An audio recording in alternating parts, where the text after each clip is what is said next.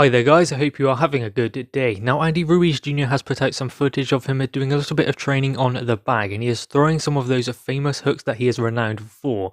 And he is looking lean, but then again, he always does look lean, but then sometimes he comes in heavy for fights.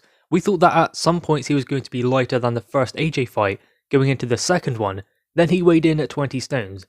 So it can be quite deceptive when you look at Andy Ruiz, but I do believe he is lighter than 20 stone for sure. The thing is about his comeback is he was supposed to fight Areola in the early stages of this year, but that has never happened. So that makes us wonder, when are we going to see Andy Ruiz back in the ring again? And are we going to see him in a big fight this year? Because Ruiz versus Anthony Joshua was in 2019, so throughout 2020 he was inactive. We don't want the same thing to happen in 2021 because he's a great addition to the heavyweight division. So I would like to see him in there with the likes of Dillian Whyte, perhaps Povetkin. Deontay Wilder is a great fight. They're both on PBC, so perhaps that is the fight to make. I mean, we talk a lot about Deontay Wilder versus Dillian Whyte, but they're on different platforms. So considering that, Dillian Whyte versus Deontay Wilder is probably not even as likely as Deontay Wilder versus Andy Ruiz, just purely because they're on the same platform. Although Wilder versus Ruiz is a risky fight for both the fighters, especially if they both won a world title opportunity. We do see a lot of that these days, where fighters won't necessarily take those kind of fights because they're in line for a world title opportunity. They have a good ranking within a governing body, so why take a risk? That is what is so great about Dillian Whyte, and what we have to give him credit for, is he's been number one, but he's still fought top 10 contenders back to back, and that did cost him against Povetkin, but still, he took the risk nonetheless, so he does deserve respect for that. I would like to see the other fighters risk the same, because it's not necessarily about waiting for your world title opportunity, it's about going and earning it. I believe that Ruiz will fight anyone though, and I would like to see him go in there with the likes of even Filip Hrgovic. I just want to see him in these big fights. As I said before, he's a great addition to the heavyweight division, so let's see him in there. I would also like to see Ruiz in there with Tyson Fury one day. That is a great fight. The styles would clash completely and it would be a great fight. I mean, what would happen? Would Andy Ruiz be conclusively outboxed, or could he get close to Tyson Fury? Because he would have to. Again, he needs to have faster feet than he did in the AJ fight, because he couldn't get close to AJ and he wouldn't be able to get close to Tyson Fury. So that is the thing with Andy Ruiz, obviously taking the weight off, is to get faster feet. He's got fast hands no matter what weight he is, but his feet are too slow to close that distance. That is something he is now working on, because it's alright having the fastest hands in the division, but it doesn't matter if you can't get close enough to get those shots away. And the thing is with Ruiz, he is a fighter who does need to get close, he does need to get on the inside and work to the body, because he is a hooker, he doesn't throw many straight shots, so he does rely on his speed and his ability to get close to his opponent to get those shots away. We've seen what happens when someone stands off him and boxes him off the back foot, as AJ done in the rematch, and he was unable to revert to anything else to see what else would work in there with AJ, because anything he tried to do, AJ had an answer for, and that is the big problem.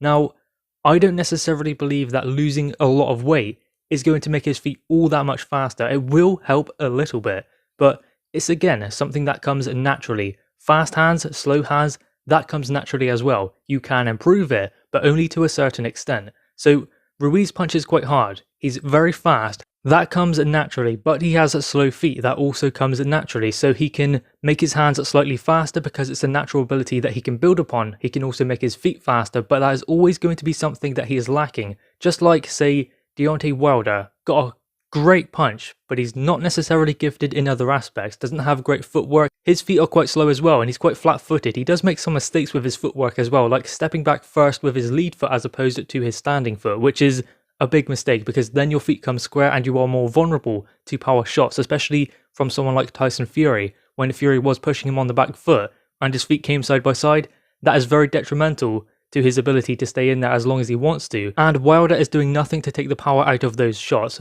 Ruiz is different. You can't really imagine him doing a boxing clinic off the back foot.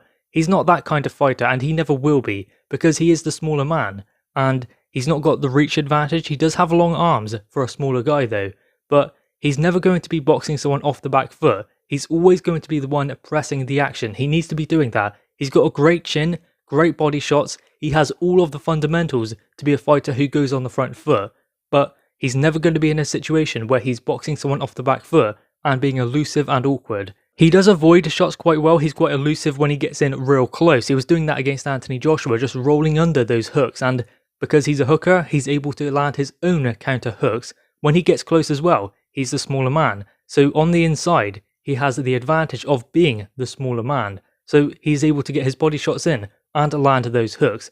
That is what he done against AJ in the first fight. Closed that distance. Well, it was actually Anthony Joshua who closed the distance and started fighting and trading on the inside. So he done something that Ruiz needed him to do, which was make a fight out of it, instead of sticking to boxing. So that is definitely something he is now working on in his new camp, with his new trainers, and obviously being in camp with the likes of Canelo as well, does help him a great deal with having that kind of mindset around him, and those around him also, who are putting in a great amount of work. It doesn't matter what Canelo does in the ring, the performance he has, he could have the best performance of his career, but he'll still be back in the gym, back training, getting ready for his next opponent.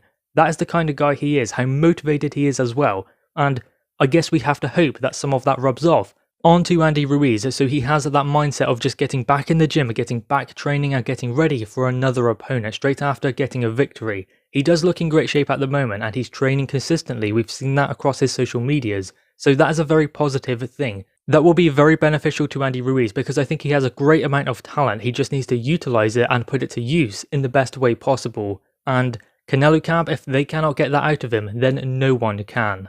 But first things first, he does need to get back in the ring. We need to see him in the ring. He needs to gauge where he should be weight-wise because he was 19 stone or around that for the first AJ fight, 20 stone for the second one, and the performances were different. Obviously, AJ was a different fighter in both as well.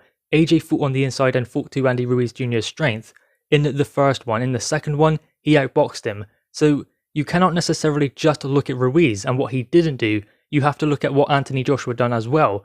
Going out there with a different game plan and using his boxing fundamentals to outbox and keep Ruiz at range in the second fight as opposed to staying up close in the first one. So it's not just about Ruiz in the AJ fights, but still, he wasn't good enough in the second one, and that is important. So will he go down to say 18 stone, 17 stone maybe? Will he be really light? Well, that's something he needs to work on in his coming fights. So have 2 or 3 fights with his new trainer, obviously stepping up as he goes. But the important thing is he finds a right weight that works for him. Anthony Joshua has now done that around a 17 stone. Tyson Fury, I believe, has also done that around 19 stone. He might come down a little bit, he might go up a little bit, depending on his opponent. But aside from that, he won't go north or south by 3 or 4 pounds in his current weight. So they found their sweet spot. That is what Andy Ruiz Jr. needs to do. He cannot go 17 stone, then 19 stone, then 20 stone, then come back down to 18 stone. It doesn't work like that. He needs to find that sweet spot where he has the power, the speed, the movement to do all of the things he needs to do in the ring, but not be too heavy and not be too light. If he's too light, maybe that takes away some of his punch resistance. If he's too heavy, his feet aren't going to be moving as fast, but again, he's slower on his feet anyway, so that's not going to make a huge difference. So that's where he needs to balance it out. By being in fights like he was going to be in against Chris Arreola, he can take that fight, then when he wins, which he should definitely win against him, if he's anything like we thought he was going to be, then Ruiz should be beating him, but still, when he wins, then he can take things that he done well, and things that he didn't, and analyse his performance. Okay, maybe I should be a little bit heavier, maybe I should be a little bit lighter, then move on to the next one. Let's remember, he's with a new trainer as well, so he needs a camp or 2 with that trainer to really settle in, and so there is an understanding. So there's no use for him to go into a huge fight straight away, but he does need to get there eventually, and the first step to doing that is actually have a fight, a comeback fight, from that Anthony Joshua fight in December 19.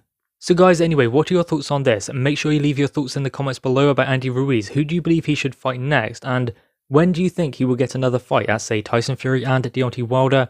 Maybe even Anthony Joshua once again. I would like to see him in there with Deontay Wilder, even Dillian Whyte or Povetkin, the winner of that fight. These are fights that Ruiz should be in talks to try and get after a comeback fight though, so he can have at least one camp with his new trainer to sort things out and to realise where he actually is and some things maybe he needs to work on. So guys, anyway, drop your thoughts in the comments below, leave a like and subscribe if you are new. Thanks guys.